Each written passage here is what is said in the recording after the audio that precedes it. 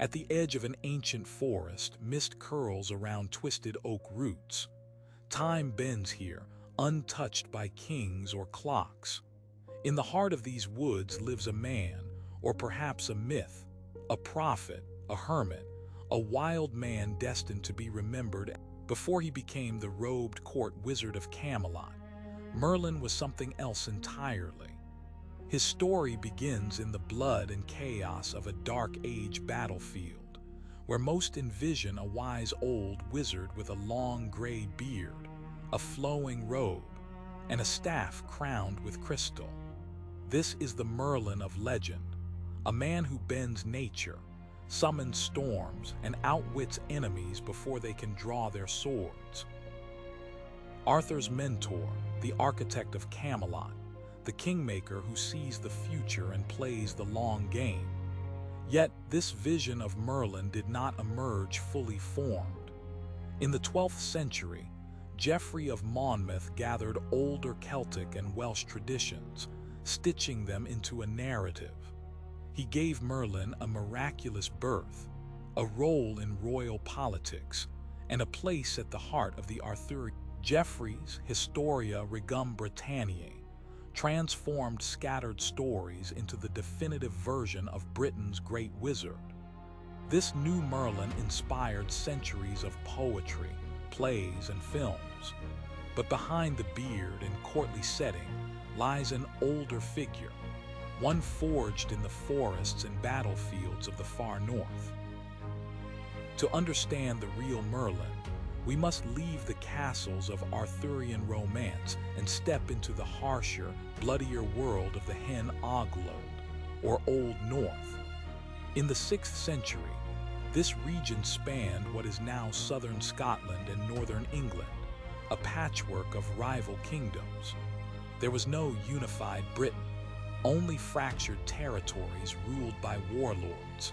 Power was won and lost in bursts of violence. Alliances were forged over feasts, broken by morning light, and sealed again with blood. Here, in the shadow of the Clyde River and deep Caledonian forests, legends tell of a man named Lilacan, a bard and warrior, who became a mad prophet wandering the wilderness after a devastating defeat. His story, preserved in scraps of poetry and folklore, echoes down through the centuries. This is the landscape that birthed Lilacan, the man many believe became Merlin, the wild man of the woods. In the year 573, a war erupted in the Old North, scarred the land and one man's mind forever. The Battle of After marked a civil war among Brittonic kings, fought not against Saxon invaders but against their own. Lilacan, a bard and advisor to King Gwendolen of After, found himself caught in the storm. When Gwendolen fell, his army shattered. Overwhelmed by slaughter, Lilacan fled north into the Caledonian forest. Grief, guilt, and the shock of battle broke his mind. He became the wild man of the woods, known in Welsh poetry as Myrddin Wyllt, or Wild Merlin. Living like a hermit, clothed in rags or animal skins, he survived on berries, roots, and stream water, speaking in riddles and verses, claiming visions of Britain's fate. He foresaw the rise and fall of kings, great battles yet to come, and a future he could never change. In his madness, he was both feared and revered, a prophet born from bloodshed. For centuries, the wild man of the woods was a local legend, a half-forgotten prophet from the borderlands of Scotland and Wales. Then, in 1136, a cleric named Geoffrey of Monmouth changed everything. In his History of the Kings of Britain, Geoffrey fused the stories of Myrddin Wyllt with other folk traditions and new inventions. The result was the Merlin we know today, a composite character who could navigate both the mystical and the high politics of kings. Gone was the ragged hermit living off berries in the forest. Geoffrey placed Merlin at the center of royal power, a courtly advisor and kingmaker, his prophecies guiding Britain's destiny. He added elements unheard of in older tales, a mysterious demonic father, a supernatural birth, and a role in Arthur's rise to power. This was the moment the legend leapt from regional memory into the shared imagination of Europe. From here, Merlin evolved into the archetype for nearly every wizard in Western storytelling, wise, bearded, and robed, standing at the crossroads of magic and destiny. In Geoffrey's telling, Merlin isn't just a background figure. He creates Arthur's destiny. When other Pendragon, High King of Britain, becomes obsessed with Igraine, wife of the Duke of Cornwall, no army can breach her fortress. Other turns to Merlin for help.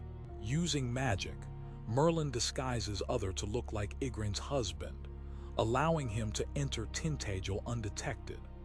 That night, Arthur is conceived, the same night Igraine's real husband dies in battle. It's a morally murky beginning, and Merlin designed it. Years later, with Britain in chaos, Merlin engineers another test. A sword set in stone, inscribed with a challenge. Nobles and knights fail until a young, unknown Arthur pulls it free, sealing his fate.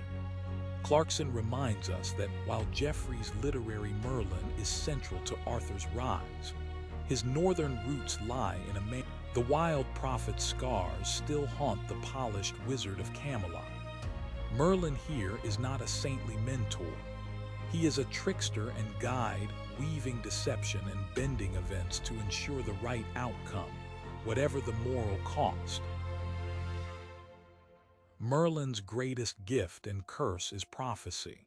His visions are not vague hints. They reveal battles, betrayals, and the eventual fall of Camelot. Like the seasons, what he foresaw could not be stopped.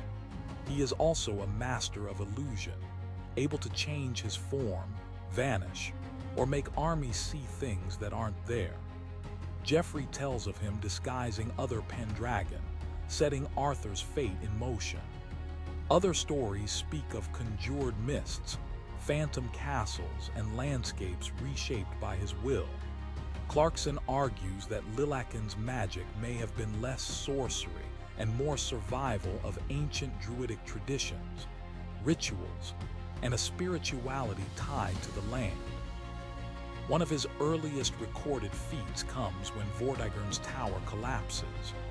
No engineer can explain why it won't stand until Merlin reveals that two dragons, one red and one white, are fighting in a hidden pool beneath the foundations. A vision doubles as political prophecy about Britain and the Saxons.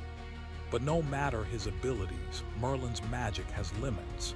He can guide kings, twist events, and shape destiny, but never change it. In knowing the end of every story, even his own, he carries a burden no spell can lift. For all his foresight, Merlin never escaped one trap he couldn't or wouldn't avoid: the Lady of the Lake. Some call her Vivian, others Nimue. In many tellings, she comes to him as a student, eager to learn his secrets. Whether love, fascination, or cold ambition drew her near depends on the version. Some paint it as a tragic romance, genuine but doomed. Others see seduction with a purpose to take his power. Merlin, the master of illusion, seems blind to her intentions. One by one, he gives away his greatest spells until she no longer needs him. Then comes the betrayal. In some tales, she seals him inside a hollow tree. In others, a stone cave, or casts him into an enchanted sleep from which he would never wake. Clarkson sees echoes of Lilachen here, the weary hermit burdened by visions, ready to step aside. Perhaps Merlin didn't fight because he knew the fight was over. A figure emerges from the mists of time, where history blurs into legend. The wild man transforms into the wise court magician.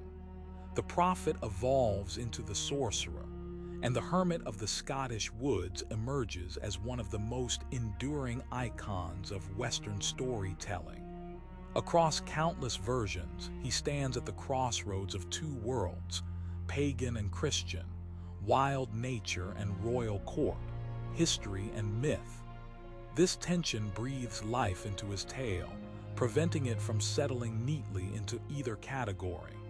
Somewhere beneath the layers of time, the true man waits, just as the legends proclaim, ready for Britain's call. Merlin's journey may have begun amid blood-soaked heather, culminating in the opulence of kings' courts. Yet that very journey reveals the essence of legends. They endure by intertwining truth with wonder. From wild prophet to kingmaker, his narrative expands with every retelling, carrying fragments of history wrapped in an enchanting tapestry.